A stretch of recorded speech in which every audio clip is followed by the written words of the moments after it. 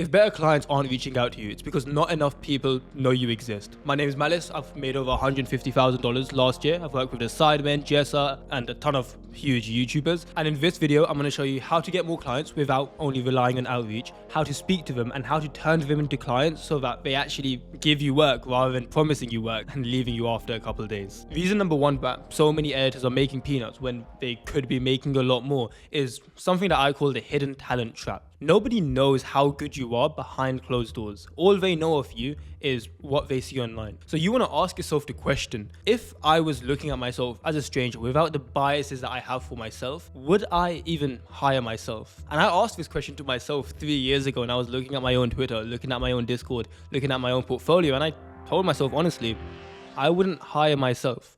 Now, this isn't to say that you have to be the world's best editor to pass this question, but is your work presented in a way where someone would actually pay you for it? So there's going to be 3 types of people from here. There's going to be number one, who has checked what they've done and they say, yeah, someone would hire me. There's people who have looked at what they've done and they say, yeah, I probably should fix it, which I'll tell you how to fix that now. And then there's that large majority of people who actually think that people would hire them, but they're not getting clients. So clearly whatever they're doing isn't working. And if you're a part of that large majority, I would highly recommend actually go into your Twitter, go into your Discord, go into any social presence that you have and ask yourself, would you hire yourself? And if the question is no, or you haven't got clients, meaning the answer is no in reality, then here's what you want to do in order to solve it. It's super simple. You want to go onto Card, C-A-R-R-D, and create a simple portfolio. Now, a portfolio, the only purpose of it is for people to see a collection of your work where you're putting your best foot forward. But more importantly than the actual work itself, it's important how you present the work within your portfolio. Because let's say you have the world's best editor who has the best animations, the best coding, everything. You're not going to give that a shot if it's put on some weird, shoddy website where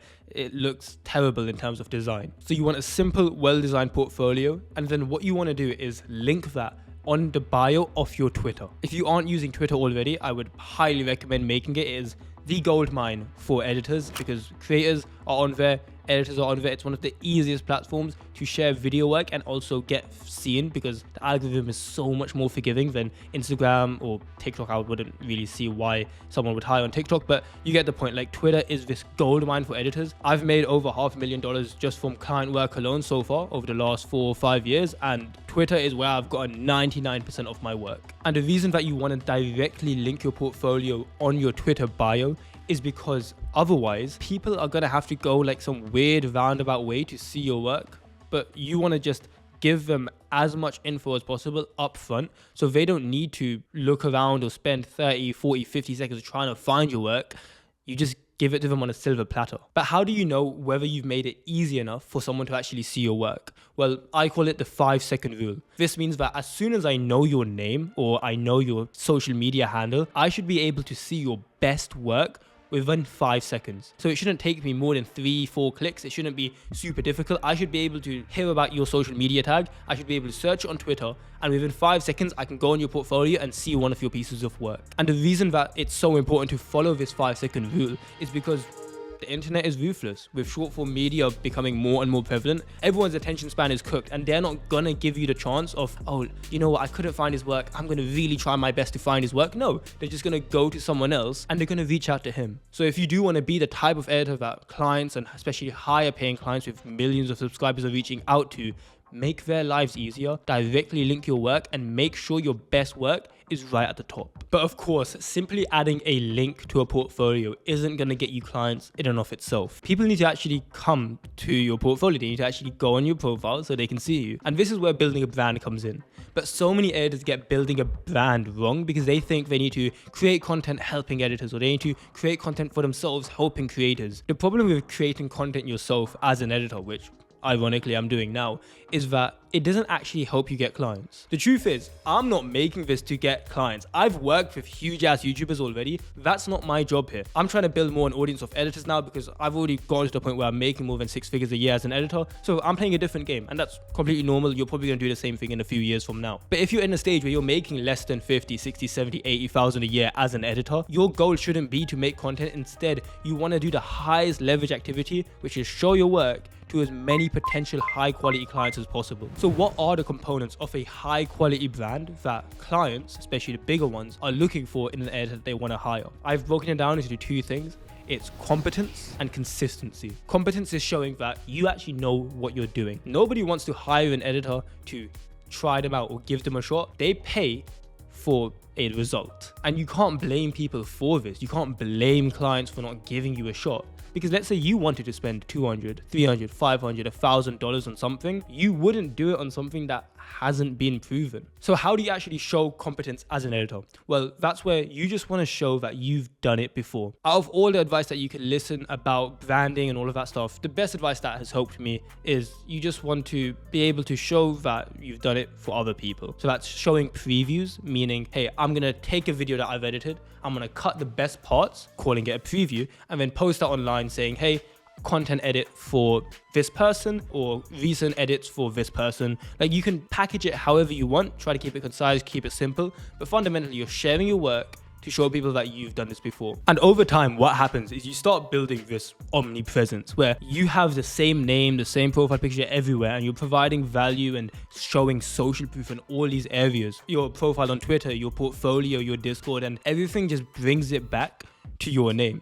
Now, when someone's next looking for an editor, who do you think is going to be on their mind? But when people actually message you, what do you even say in order to turn them from a lead, so someone who's shown interest, into a client? Because something that I say is a client isn't yours until money has been sent. Because how many times have you had someone promise you work? You've gone through the entire conversation, you've gone through the negotiation, you've given your price, they've said yes, and you never end up working with them. Now, how many times have you been ghosted before someone sent payment versus how many times you've been ghosted after? So that's why when it comes to a client conversation and closing clients, especially inbounds, all you want to do is take them through the sales process as quickly as possible. What does that sales process look like? Well, it's actually the same in any other business. You've got a discovery phase, which is figuring out what someone actually wants. Then it comes to the pitch. So it's like, hey, you have these pains, you have this problem, you want to go from here to here. And then it's objection handling. People are going to say no.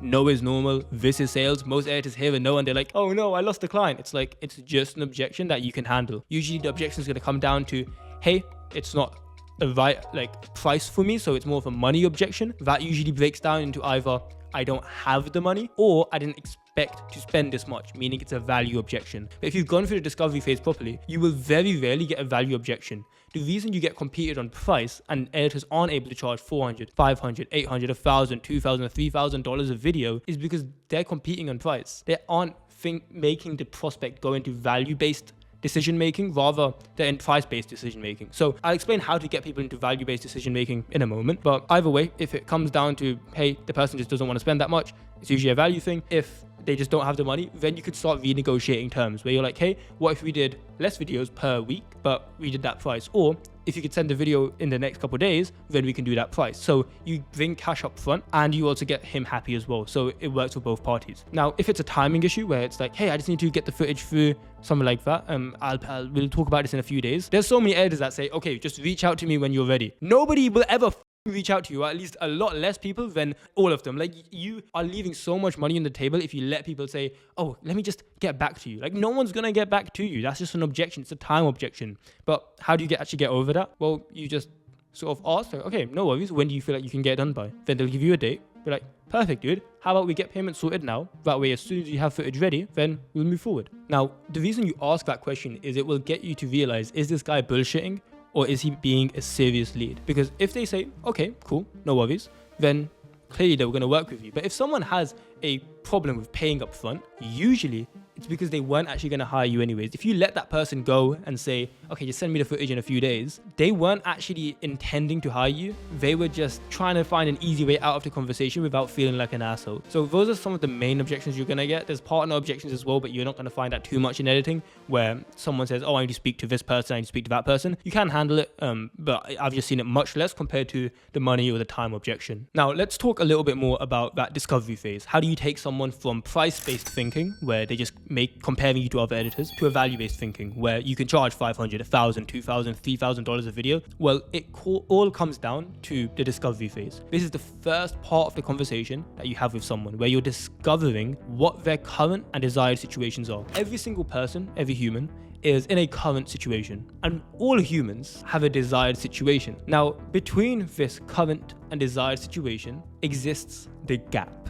Now, the gap is one of the first principles of sales, where if we can understand this gap and make this gap as big as possible, the better you're going to be at sales, the more money you're going to make, the more clients you're going to get, the easier life is. Because the bigger that this gap is, the more pain someone is in. So, for example, if you're making $1,000 a month now and your desired is $10,000 a month, then there's a gap of $9,000 a month. You having that gap causes you pain. Now, if you are at $9,000 a month and you want to be at $10,000 a month, the gap's a lot smaller. But there might be other things where you just wanting to make 10K a month might also cause you emotional pain. The fact that you want to hit 10K, but you're so close. That might be another way that it could be painful, even though it's such a close financial amount. There's still an emotional gap there, which is quite large. So when you're going through the discovery process where you're asking someone questions, it's like, I want to figure out where is this guy currently? I want to figure out where does he want to be? And I want to ask him questions specifically in a way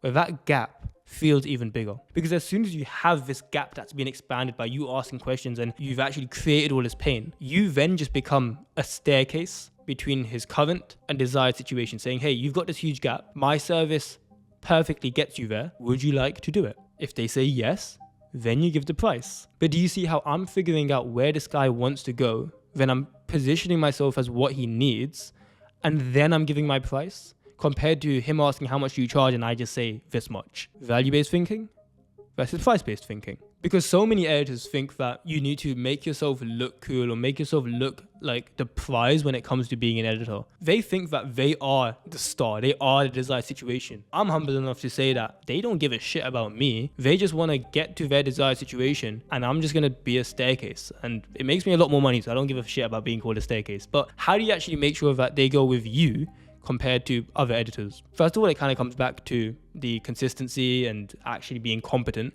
but essentially it just comes down to social proof. It's, have you done this before? It's almost like a safety net, and that's what social proof does. So that's why when you have in your bio of all of these people that you've worked with, or if you are posting work, you tag the person, or in your portfolio, you write who these people are. If they're actually big clients, don't put how many subscribers someone has. If they have like barely any subscribers, it just makes you look worse. But essentially you're showing that you have actually worked with people. And if you're in a situation that you haven't worked with that many people, that's fine. Just don't actively advertise that you haven't worked with people. Like, I've seen editors who actively post, I don't have any clients. Here's my journey to trying to get my first 5 clients. And it's like, imagine you were needing to get surgery and you saw your surgeon right before surgery posting on Instagram, oh my god, I can't believe I just finally got my first surgery like booked in. Like, I can't believe I'm finally allowed to work on someone after not working on anyone for like 5 years. You would be shit scared if you saw your surgeon post that. That's what it feels like when you're posting about you not having clients or you being on your own editing journey. Like, just post your work, show that you've done this before,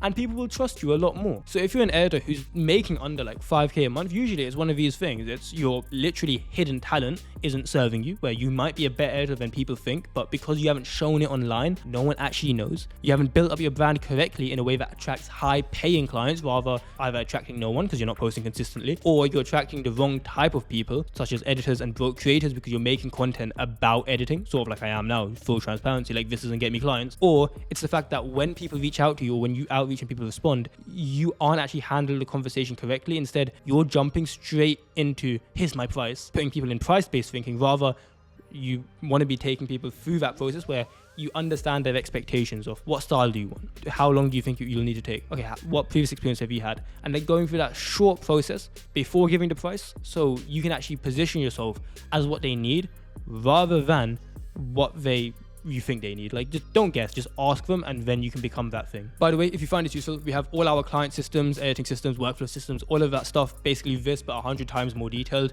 It's in the description. You can book in a call to see if you're fit. We don't help all editors. There's certain requirements that we have, but you can go on the link below this video, find out if you're fit, book a call, And yeah, we'll see if we can actually help you scale to 5 to 10k a month as an editor. Once you've done that, you can go watch this video here, where it's essentially just how I made over 100k last year as an editor. It's a 6-step system, and I think you'll find it really useful. So go click on that video here.